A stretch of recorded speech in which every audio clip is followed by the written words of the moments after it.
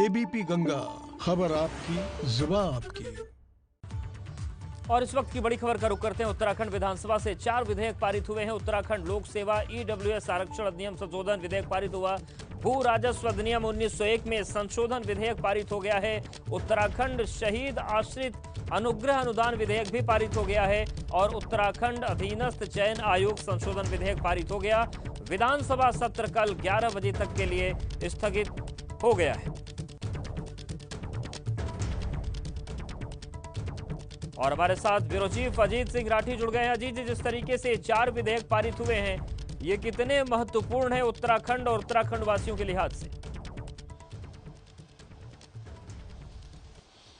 अवधेश, जैसे अभी आपने जो विधेयक आज पास हुए हैं टेबल से, पटल से, तो उसको अभी आपने जैसे बताया कि जैसे एक उत्तराखंड लोक सेवा आयोग का जो अधिनियम है, जो भर्ती प्रक्रिया होती है, उसमें एक थोड़ा संशोधन किया गया है। जो भारत सरकार का एक आरक्षण वाला जो एक नया प्रारूप आया था कि जो गरीब और वंचित लोग हैं, लेकिन वो अनुसूचित जाति, अनुसूचित जनजाति या ओबीसी के कैटेगरी में नहीं आते और आर्थिक रूप से कमजोर हैं, तो उनको 10% आरक्षण दिया जाना है। तो लोक सेवा आयोग के मद्देनजर इस अधिनियम में संशोधन करना बहुत जरूरी था और इसमें एक्ट में संशोधन करते हुए सरकार ने एक चीज ये रखी है, अगर आर्थिक रूप से 10% जो सीट होंगी अभ्यर्थियों के लिए, अगर वो किसी वजह से खाली रह जाती हैं तो उसको वो बैकलॉग नहीं माना जाएगा, उनको अगले साल की जो वैकेंसी आएगी उसमें नहीं जोड़ा जाएगा।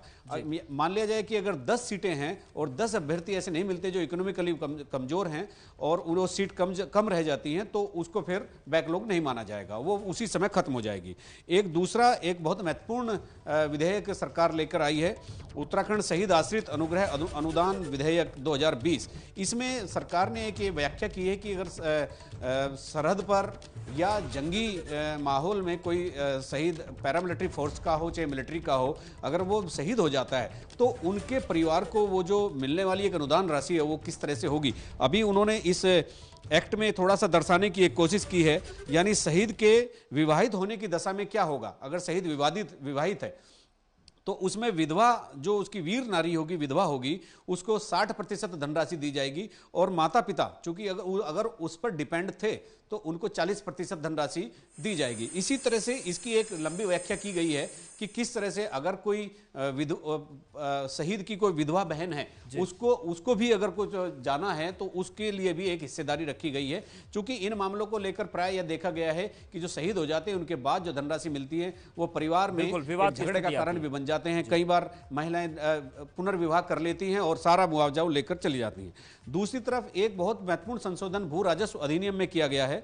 ये 1901 का अधिनियम है और इसमें किया गया, जैसे स्वामित्व वाले जो मामले हैं, पहले स्वामित्व वाले मामले 35 दिन में निपटाते थे। जैसे म्यूटेशन है, मालिकाना हक देना है, वो तहसीलदार और एसडीएम की कोर्ट में जो मुकदमे चलते हैं, अब उन्हीं पूरे मामलों को 21 दिन में निपटाना होगा। इस समय सीमा एक तय कर दी गई है। और चौथा संशोधन सबऑर्डिनेट सर्विस कमीशन का है, उसमें भी एक मामूली संशोधन किया गया है। तो ये 4 विधेयक आज यहाँ विधानसभा से पारित हो गए हैं। अब राज्यपाल की अनुज्ञा के लिए ये भेजे जाएंगे। जी शुक्रिया अजीत जी, आपका जानकारी और अपडेट्स को देने के लिए।